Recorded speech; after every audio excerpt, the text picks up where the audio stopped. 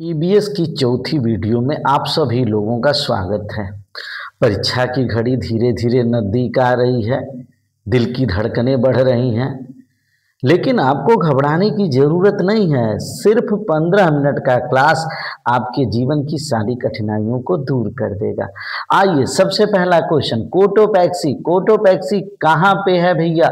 Ecuador. Cotopaxi Ecuador में है। Ecuador कहाँ पड़ेगा? दक्षिणी अमेरिका में पड़ेगा। दक्षिणी अमेरिका में कौन सी पर्वतमाला है? एंडीज पर्वतमाला है। उसी पर्वतमाला पे एक जागृत ज्वालामुखी है जिसका नाम कोटोपैक्सी है।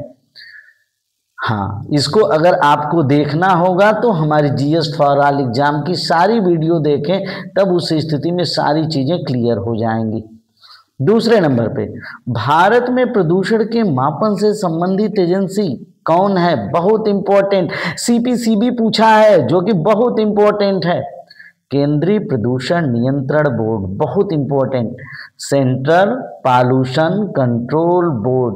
भारत में प्रदूषण के मापन से संबंधित एजेंसी 1974 में इसकी स्थापना हुई थी। 1974 ईस्वी में। और इसका मुख्यालय नई दिल्ली है। इसका मुख्यालय नई दिल्ली है। बहुत इंपॉर्टेंट प्रश्न। केंद्रीय प्रदूषण नियंत्रण बोर्ड सीपीसीबी की स्थापना 1974 ईस्वी में। इसका काम क्या है? भारत में प्रदूषण का मापन। इसका मुख्यालय कहाँ है? नई दिल्ली। आगे चलते हैं।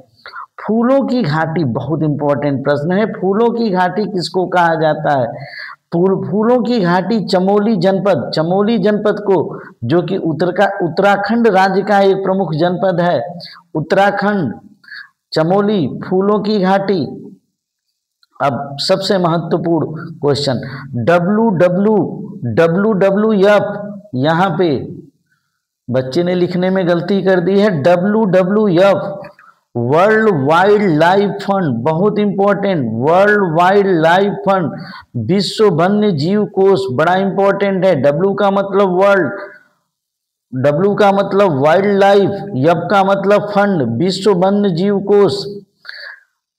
और इसकी स्थापना जो है 29 अप्रैल 1961 ईस्वी को हुई थी। बहुत इंपॉर्टेंट है। अरे यह जो है कहाँ पे हुई थी? ग्लेंड स्विट्जरलैंड में हुई थी 29 अप्रैल 1961 को।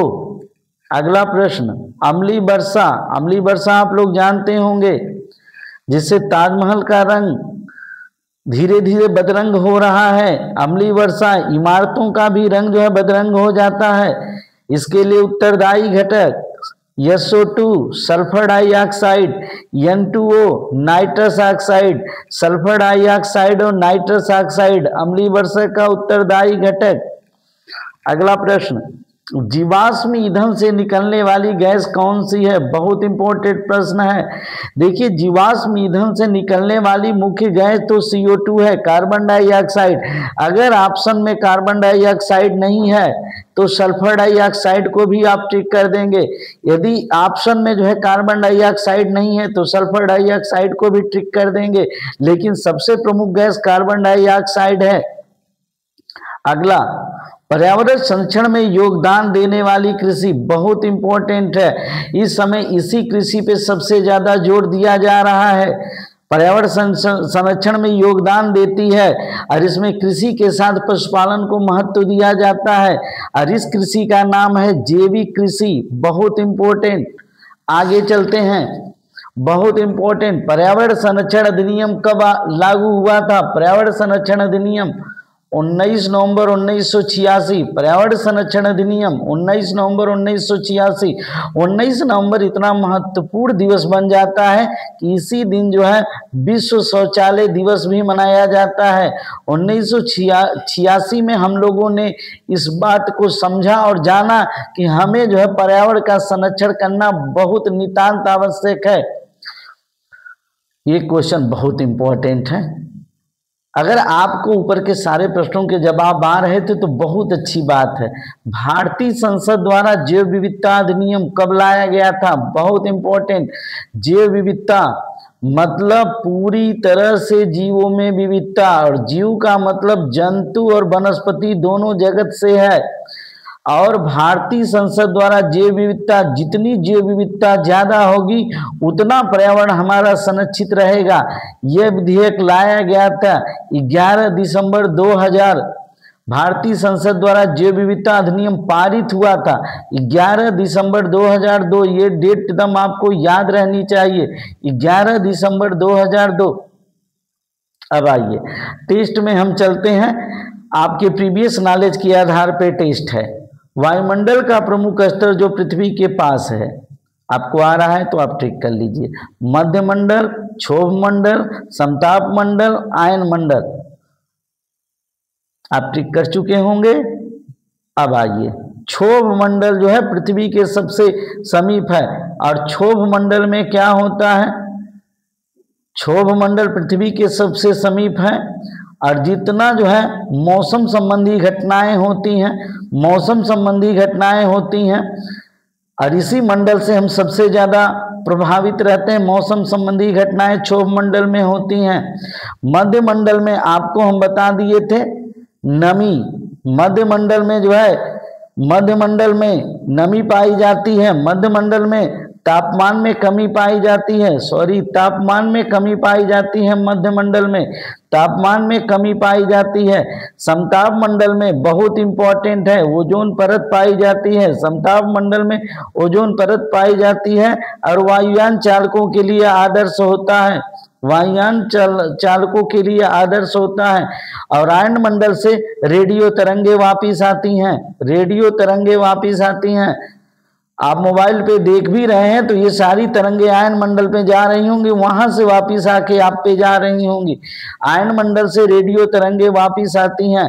और सबसे नजदीक कौन है, क्षोभ मंडल, क्षोभ मंडल के बाद समताप मंडल, समताप मंडल के बाद मध्य मंडल, मध्य मंडल के बाद आयन मंडल, आयन मंडल के बाद बहिर्मंडल।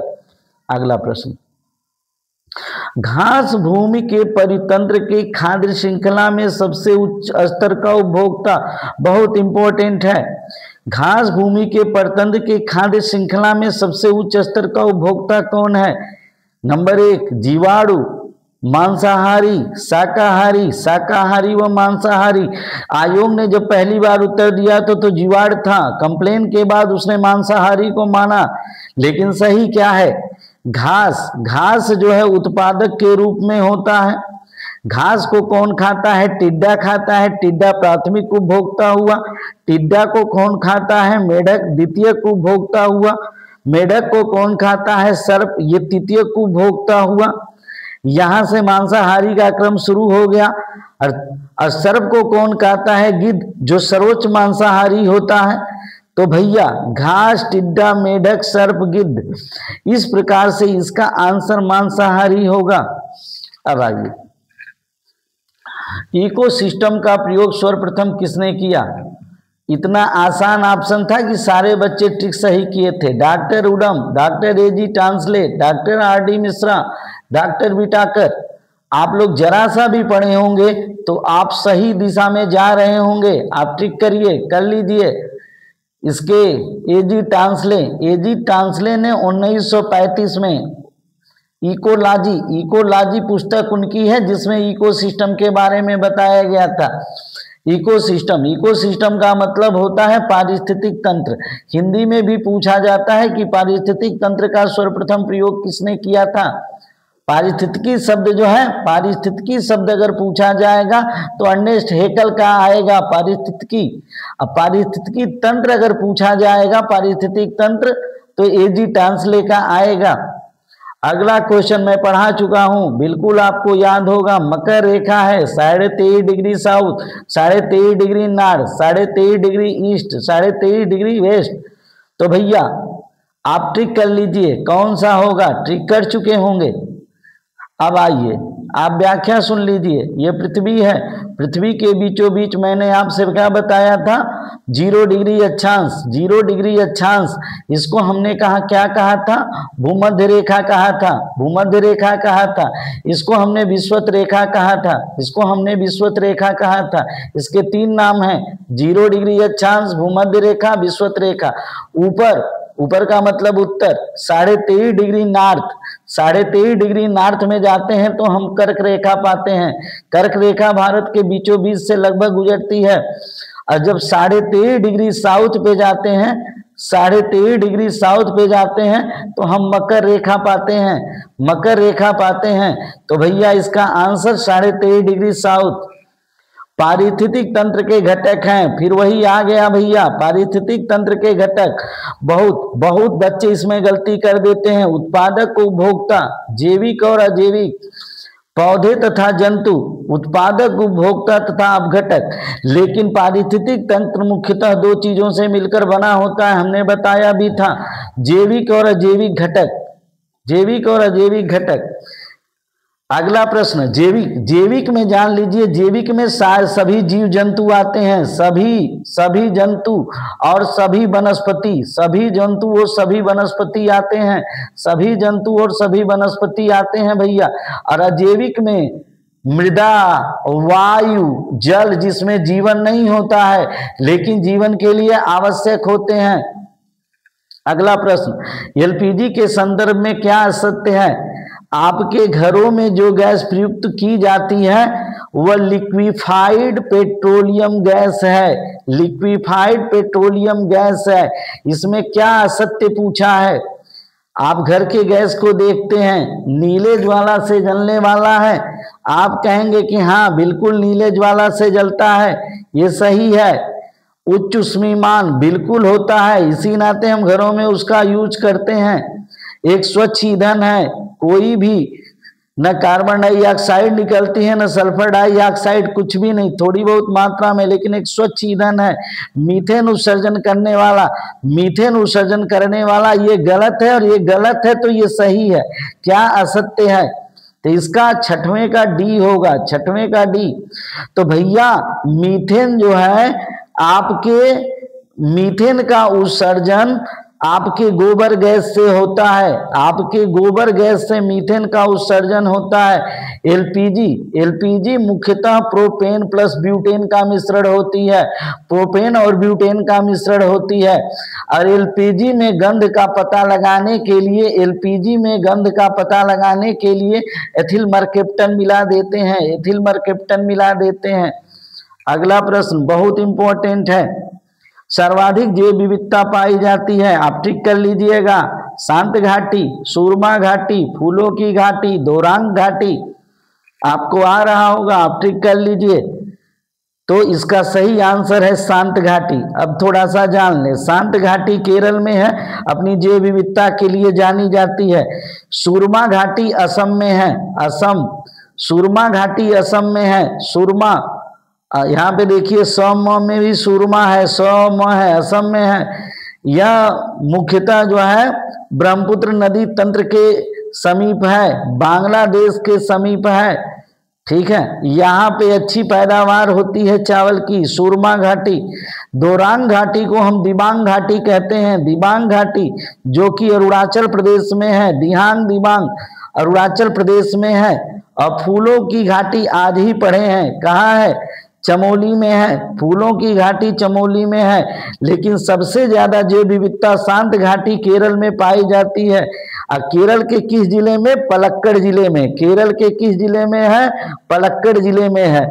और किन पहाड़ियों में है? नीलगिरी की पहाड़ियों में है, नीलगिरी की पहाड़ियों में है, नीलगिरी की पहाड़ियों में है। शांत घाटी नीलगिरी की पहाड़ियों में है। तो इस प्रकार से जब लगातार आप हमको सुनते रहेंगे तो अपने आप जीएस आपकी तैयार हो जाएगी और ईवीएस का पेपर बहुत अच्छा करेंगे। अच्छी तरीके से वीडियो देखिए और चैनल को सब्सक्राइब करवाइए, यही सबसे बड़ी गुरु दक्षिणा है। Thanks for watching this video.